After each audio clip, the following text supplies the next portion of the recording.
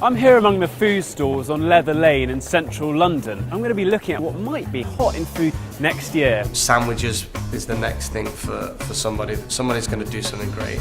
People are going to move more towards looking for more indulgent sandwiches. 2014, food is going to be more social, more local. I think truffles are really interesting. They're becoming much more available. People want to improve their lunch lives. They want to make things more exciting. They want to go out and hit the streets and smell the food cooking. So tell us what we're going to be eating in 2014. Things like rose hips, green gagers, old fruits like damsons, gooseberries, lots of foraging things. We're going to see much more mushroom type varieties. Eggs as well. I think eggs are going to become more popular because they're a cheaper food. Sadly, we are looking at some of the things which don't cost as much that we can be much more creative around. There's a whiff of the health kick about Morgan's predictions, and the new rising star of superfoods will be buckwheat, a versatile product that's going to kick couscous and quinoa out the park.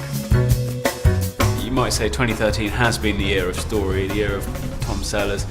What do you think 2014 is going to hold for food in general and for yourself?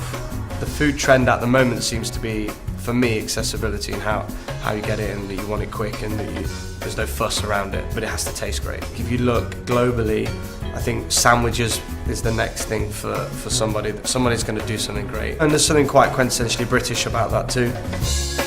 Pioneering chefs like Tom are inspiring home cooks to get more ambitious. 2014 is going to see plenty of people doing their own smoking, curing and using chefy techniques like sous vide.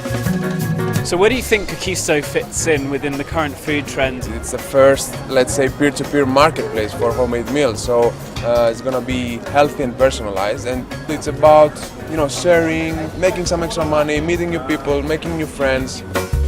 The next food obsession for 2014 is going to be flexitarianism, meaning even the most committed carnivores will be choosing a more vegetarian-led diet. Do you think traditionally we are a bit stuck in a rut when it comes to our lunchtime? I think people are looking for new ways to liven up their lunch.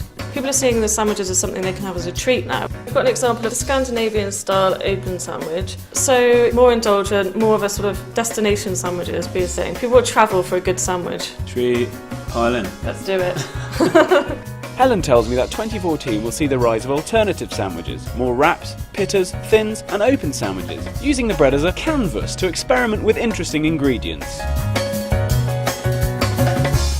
So where do you see street food going from here? What does 2014 hold? Just kind of like stitching together all of these great communities of traders and people that eat from the traders into something bigger and more impactful for Britain's food culture.